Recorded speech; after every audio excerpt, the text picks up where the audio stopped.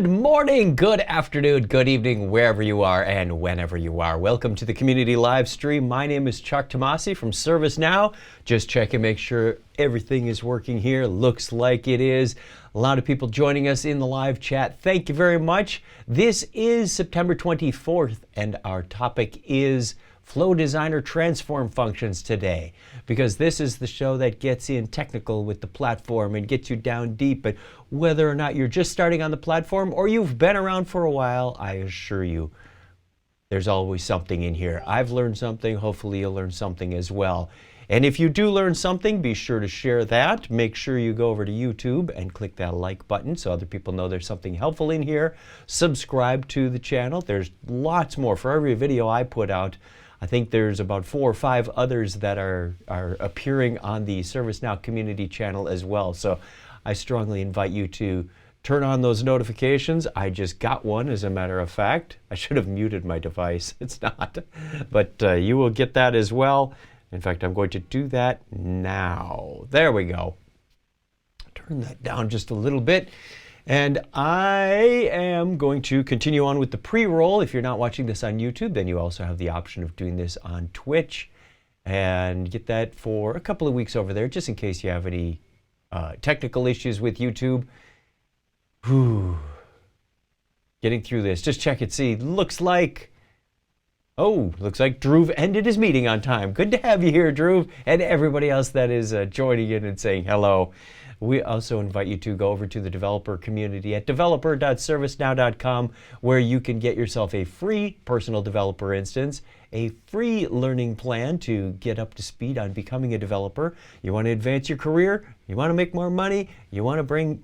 okay, I'm not going to make false promises, but this could happen. It could happen to you if you go over to developer.servicenow.com and get going with the APIs and the documentation. It's all over there, including a couple things that I'm going to mention in just one moment. But I also want to include the Meetups over at meetup.com. That's part of our developer community. We've had a number of developer meetups. There's 1 or 2 coming up next week. There's one the following week. It keeps going. In fact, let's take a quick glance at what's coming up. September 29th is next week. We've got the Vancouver meetup, October 13th, October 1st. Let's see, October 13th is Richmond. October 1st is Phoenix. I'll hopefully be in attendance for that one. It's not only in my time zone, it's in my town. We've got the Texas Virtual Developer Meetup, not just like Austin or Houston. This is the whole Texas team. And we are going to be going through that on October 16th. Utah in November. We're out to November already. Wow, great planning, people. Utah Virtual Meetup. So they've got one in October and one in November. Excellent. Lots of stuff coming up.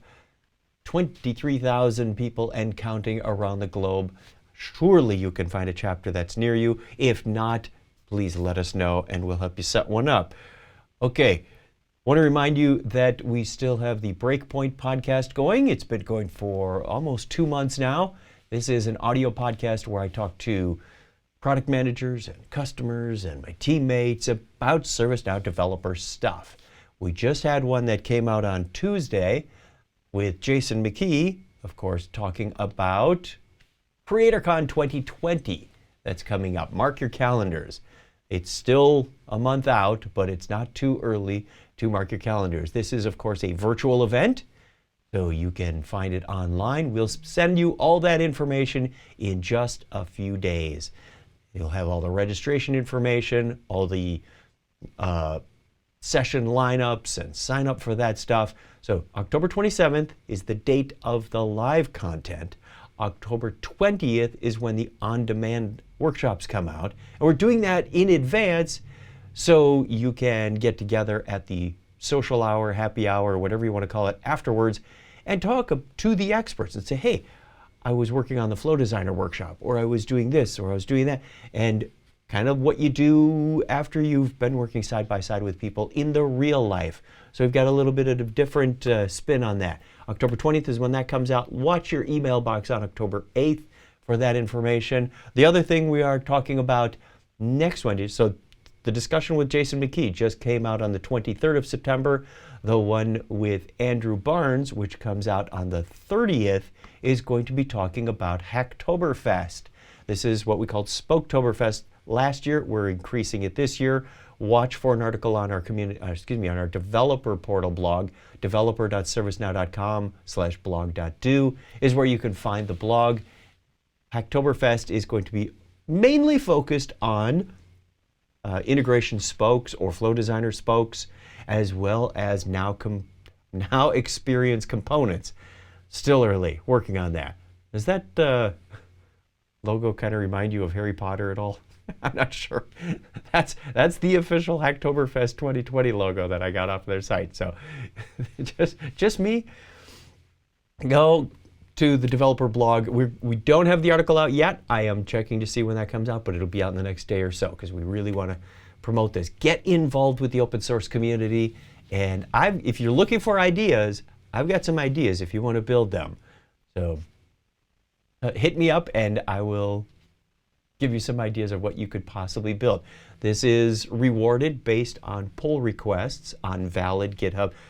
Listen to the podcast next week. Andrew and I talk about it for nearly 30 minutes. There's a lot of information in there. So good luck with that. Want to remind you one more time that we do have another Tech Now Tuesday coming up on October 20th, all around the first part of Process Automation Designer and Playbook with Yaron Guez. So go sign up for that. Oh, I forgot the URL on that one. It is bit.ly/TN80reg. TN as in Tech Now, 80REG as in registration. I apologize. That's a new graphic that we just slipped in yesterday. Should have gone with the old graphic. See what happens when you try changing things on the fly. So we'll get into that. We won't be doing any code today, so let's get right into the content on my personal developer instance. I have logged in. I don't need you to remember the password again.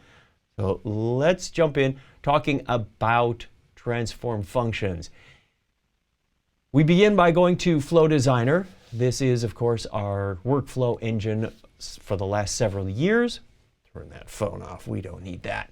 And I've got one called Transform Test. Very simple flow. All I'm going to be doing is playing with the transform functions on the data pills. They allow you to avoid scripting, really, for some of those mundane things, those simple things like, hey, here comes a comma-separated value. It's in a data pill. Rather than writing an inline function, something like this, and getting this script box down here, you can actually, turn that off, turn that off. You can make use of functions that are built into the system. Now, we're all familiar with, if you've been watching the videos or playing around with Flow Designer, we're all familiar with what happens when you click one of these pluses. You get a menu of features that look like this, and you get a nice little description over on the side. Okay, shouldn't be foreign to most of you. The transform functions are on the data pills. So I am going to start out very simple, and I've got an employee record. It does a lookup on employee records. Pretty simple thing. And for each one that it finds, I've got 3 employee records. You can see them over here. Let's look at our sample data. Employees, I've got 3 records, Chuck, Jeremy, and Craig. Happen to be the hosts of Tech Now.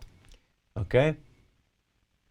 We've got a lookup that happens, and for each employee record, I am going to take the name field. Okay, and name has a first name and a last name. Easy enough. Now, when I hover over, let's see if I can zoom in on that. When I hover over, you see that little FX that appears? That is my transform functions. And I can bring up this transform function menu, and it's got a number of things I can do. For example, string manipulations. Let's convert this to uppercase. And it gives you some nice examples over here of what your input would look like, what your output would look like. Let's just do to uppercase and apply that. Pretty simple. And now that I have a transform function on that data pill, it shows up with the FX lit up. Notice that it doesn't go away when I don't hover over it. You can do this to any data pill. Make sure things are still working. I like to glance down at the chat room every once in a while. People saying, hey, I can't hear you. or the screen went dark. So I'm watching it all as it happens. All right, that's our transform function. Let's save that and do a quick test on it. See what happens. I would expect that the 3 records come back with all uppercase names in the log. Hit test, hit run, and there's our test. This is the execution details we get when we click that. And I look at the log, and down here, hooray, it says uppercase my name. I go to the next record, uppercase Craig Stepp, uppercase Jeremy Duncan. I didn't sort these, because I don't remember sorting them. Sorted ascending on something. I don't remember. Okay. That worked. Great. Simple way to do uppercase and many other things. Let's take a look at some other functions that we can use on that transform data pill thingy. We've got loading. I applied 2 uppercase. Now you can put multiples of these together. For example, there are suggested transforms based on the data type. If I put in a date field, it has different results than it does if I put in a string field. I'm doing a string field only right now, so I can actually parse this thing apart. I can do a split operation and transform it into an array. Ooh, that might be fun. Let's split based on a space character. I always get nervous with space because sometimes when you enter space, it doesn't recognize that. So let's split on a space character. Then I can get an item from an array. You could say 0, 1, 2, 3, 4. Let's get the, I wish it had a first or a last. Last would be a really nice thing. Let's get the 0th element, just like saying that. And if you're not sure, there's more information down here. It'd be cool if you could put in, kind of like Service Portal has with $first and $last. That would be fun. Oh, look, there's a last character. And notice that it's lining these up over here. Split, get item from array, and let's get the first character from the first name. I know that wasn't very original. We could probably get the first character from the last name. But let's do that.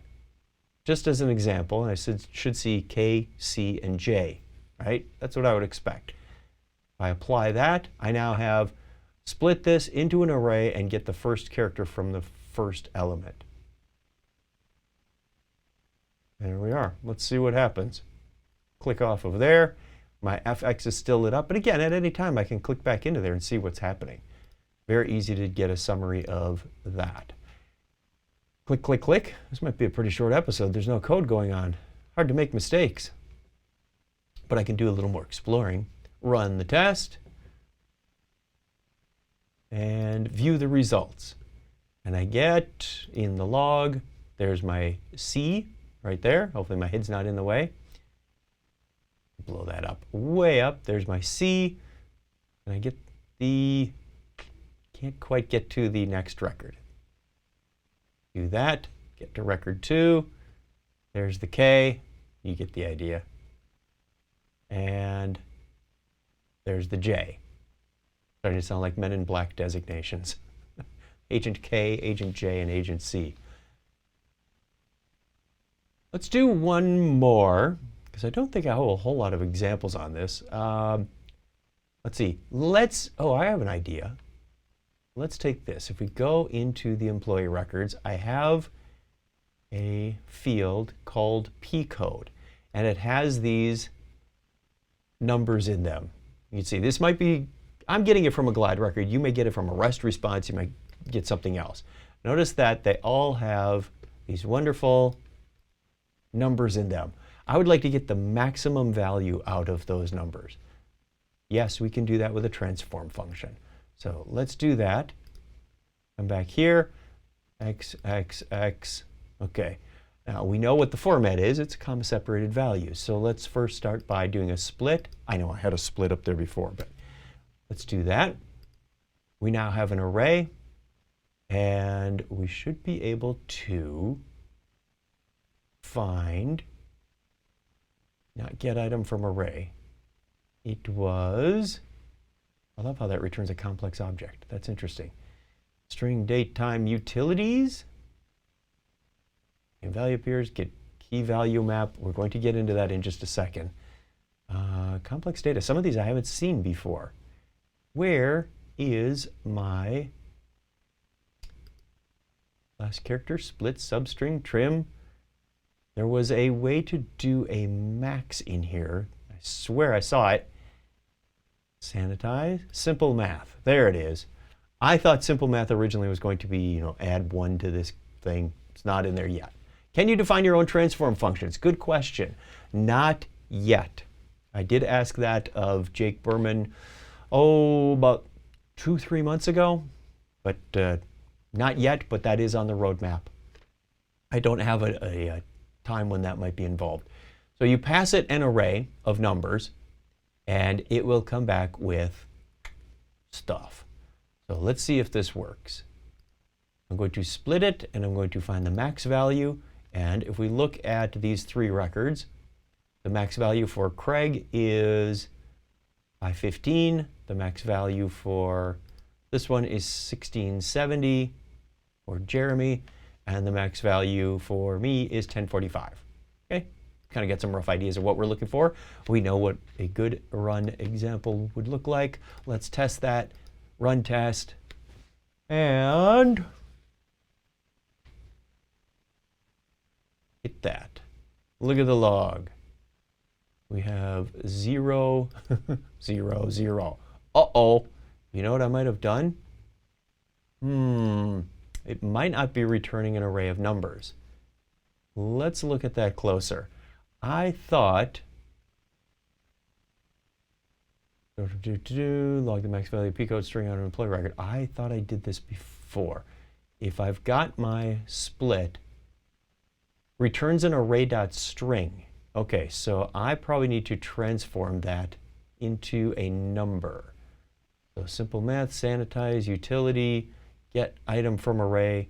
I need to transform those into numbers. Let's see if we can find something. Suggested transforms, no. Suggested transforms on this, minimum and sum, no. That might be. You are looking at the name attribute. You are right, I am looking at the name attribute. Thank you, wrong field. Dave, you get a magic coin. Okay, so let's go to our for each employee P code. Totally messed that up. Let that be a lesson to you. Get the right data pill. Okay, now we have a split. Interestingly enough, this says it's going to return an array.string. So I'm curious how it knows to convert that to a number. Do we have to do a number thing in here? Probably not. But from there, we could get the simple math. Let's just try this. I thought this is all I did last time. It's been a while since I ran these. Let's just do that. Again, let me check. I've got split and max and done and test. Run, run, run. Make sure you click run, otherwise it doesn't run. And Mr. Log says 1045, 515, and 1670. That sounds like the numbers I had before, which is curious because it feels like there's some sort of implicit data conversion going on behind the scenes. Because if you look at what Max says it wants an array.number, but split says it returns an array.string, which is fine because if you sorted these as strings, the number 67 would come out after 1045, for example.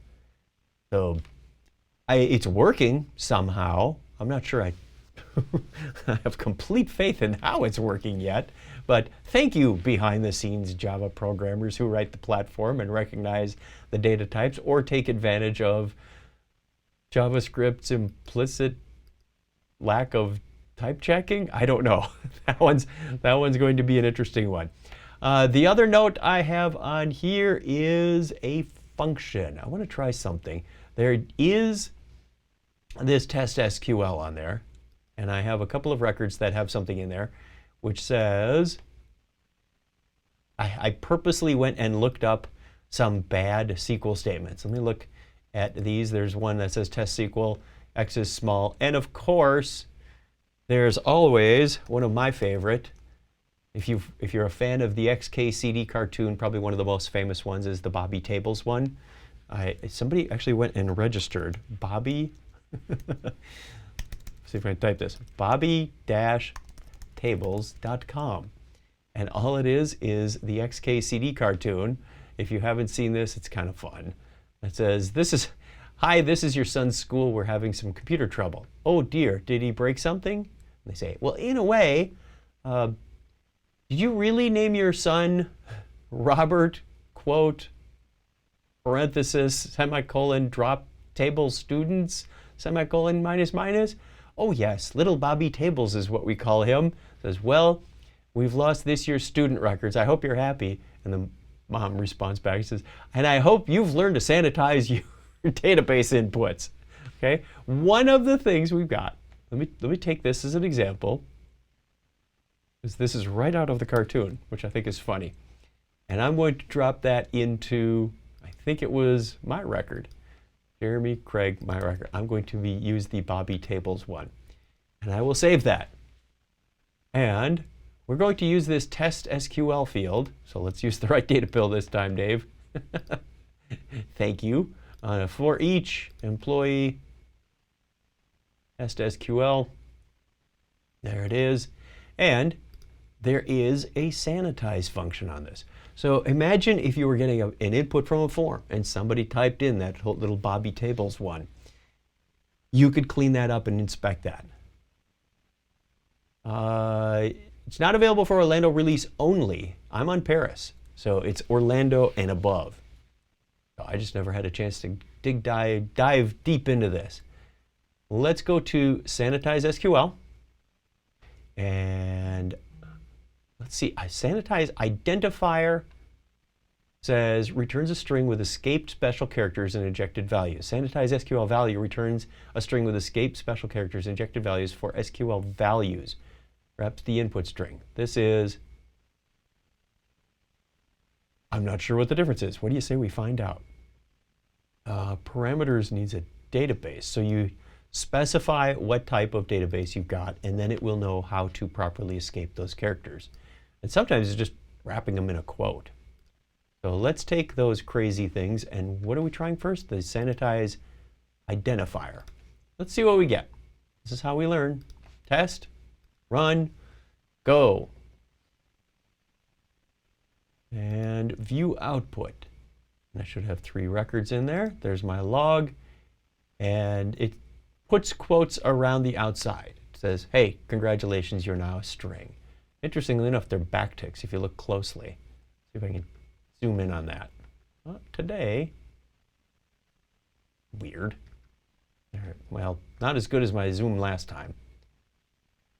Okay. Putting quotes around that is a little bit behind my head. Maybe zooming there. Now you see how they are back quotes? I've called those backticks before in a previous life. The second record also quoted them with backticks. That means something in MySQL to escape them. And this one also. So that's how it does it with the identifier operator. Let's try a different one. Cancel that. Bring this up and take that out. And use the SQL value. Select the database, again, as MySQL. I'm most familiar with that one. I have had a little bit of Oracle experience, but we're not going to go there today. Test, run, get the stuff. And once again, let's look at the log. This one's using single quotes. And it looks like, if my imagination is not fooling me, it changed a single quote to a double quote. Notice that this quote right after Robert is a single quote. It turned it into a double quote. Interesting. Look what it did. There we go. It changed it, it put a single quote on the front and end of this string, and then changed the single quote to a double quote. So they wouldn't conflict. So there you go. that is, I assume it did the same kind of thing for the other ones. Just to keep them safe. Yeah, this one was X is small, if I look at Craig's record. Here, let me put my big fat head away for just a second. And there's the other one. Might be a little hard to see, but this one had several quotes in it, and it fixed them all up. So single quotes on the outside, turn all the single quotes into. So you don't have open strings that could possibly mess things up. And of course, if you put this into a SQL statement, it's either going to mean something like part of a select statement or an update or delete, or it's just going to make the thing invalid, and then it'll go, I don't know what you're talking about, which is probably what you want if it is in fact an invalid query. Is that the end of the story? Let me check my notes. I thought I had something else. No, there's one more that I wanted to show you. Okay, several episodes ago, we did this thing where we had employee points. I'll put that away. Does that help? Not really. We had employee points, and then we did a lookup table to say if you've got in this range, you're a novice. If you're in this other range, you're an expert or a wizard. So you could use the same thing with customer loyalty points. You spent this many dollars, or you've flown this many miles. You're gold, silver, diamond, platinum, whatever. Okay, that was a simple exercise of lookup tables. Going to do something similar with that transform function to say, hey, if you're novice, well, maybe by the time you get to novice, let's say we give our employees a $50 bonus or $10 bonus, or an Amazon gift card or something. And then when they get to intermediate or expert, we give them a little more bonus. Just some sort of monetary incentive. It's not part of that same lookup table, because it does do a range, but when it hits a key value, you could do a lookup that way. So let's see if we can walk through this. I'm going to take that data pill off and put, not a function, come on Charles, turn that off. I'm going to put the band, which is going to be a choice. It'll come back with novice, intermediate, expert. You get the idea. Double quotes are the escape characters in SQL. Good to know. Thank you, expert people who know more in SQL than I do.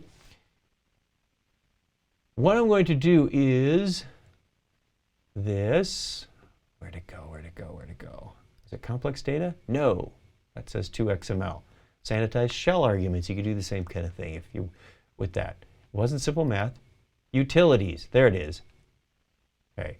Key value map. This is an interesting one, and I think this is new to Paris, but I haven't checked the exact parameters. I'm told by Jake that this is a new one. I give it a default value, which is, I think it was 10. No, it was novice. I'm trying to remember if it was the key or the value. It's the default value, or default input. We're going to find out. Maybe view more will tell us. The default value returned if the provided key is not found. Okay, so I do in fact want something like a 0 in there. You get no bonus if I don't find a band for you. When you reach novice, you get $10. When you reach intermediate, you get 50.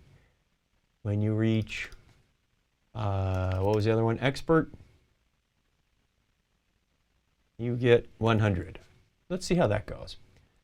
Very simple key value map. Easy to do a really quick lookup this way. And let's do make sure our data supports this. It's always a good idea. I need the band field up there. And the band says, I have one novice, one intermediate, and one expert. Craig is our expert, Jeremy's an intermediate, and apparently I'm the obvious today. When I hit test, run, probably should have also put the name of the employee there, but I would expect to get one of each. Now look at the log. Aha, I have a 10. Look at that. That's a wonderful thing, right? Back to here, I have a 100 and I have a 50. Okay, because I said it, I have to do it. let's also put in the employee's name. So I just move my cursor to the front of the line and go for each employee, put their name. Oh, you know what would be really fun? Let's put two of these together. What did I do before? I said split on space, then take the first element, which I think is going to be 0, because arrays start at 0, and then get the first character, just because we can. Okay, so I'm going to string a couple together on the first thing. This one's got a function, that one's got a function. Put a couple of dashes and a space between them. Ooh, we're getting fancy now. Run that test. I should see like a C10, J50, K100. And drum roll, please. Look at this, C10. Isn't that an aircraft? And go to the next one, K100, J50. Not a bad little thing to do for function. I didn't have to write any code. That's the point. There's no code involved with these transform functions. And I would expect more to be coming out in the future.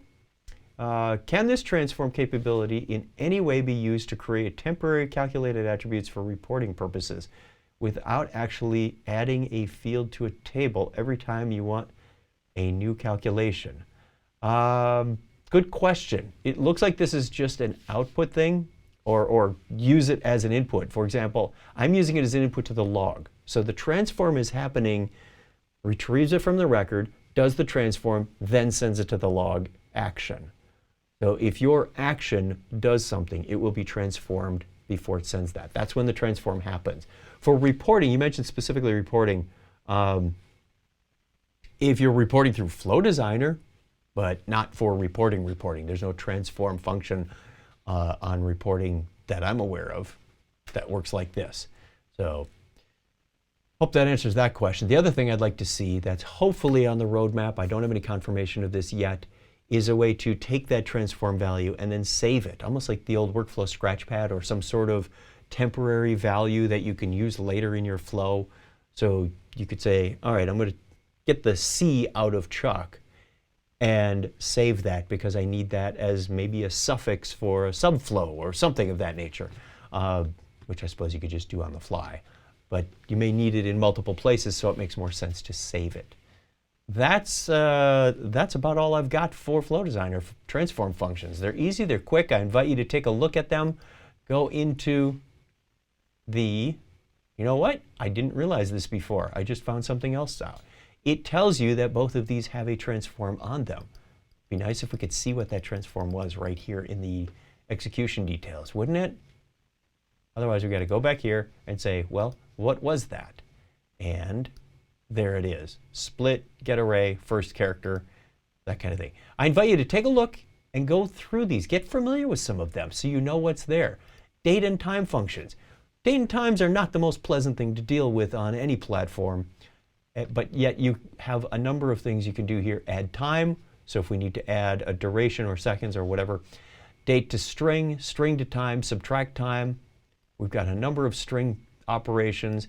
Utilities, get item from array, get item from name values.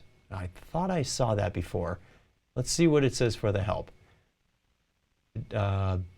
This is not what I just put in. It says returns a value associated with a key from a map of name values. Where's the map coming from? Name of the key used, output string, value associated with matching key. A map of name values, but you pass it a key and a default. Oh, okay, so the data pill you put in needs to be a key value map, apparently. Here's a key value map, we got that, we did that. Some simple math, we did that. Sanitizing shell arguments. Complex data, what's in here? 2XML says serializes the input complex object to XML. Interesting. So one of the outputs we had was a complex object. I believe Was it to array? One of these, I can't remember what it was. Let me see. Input complex object.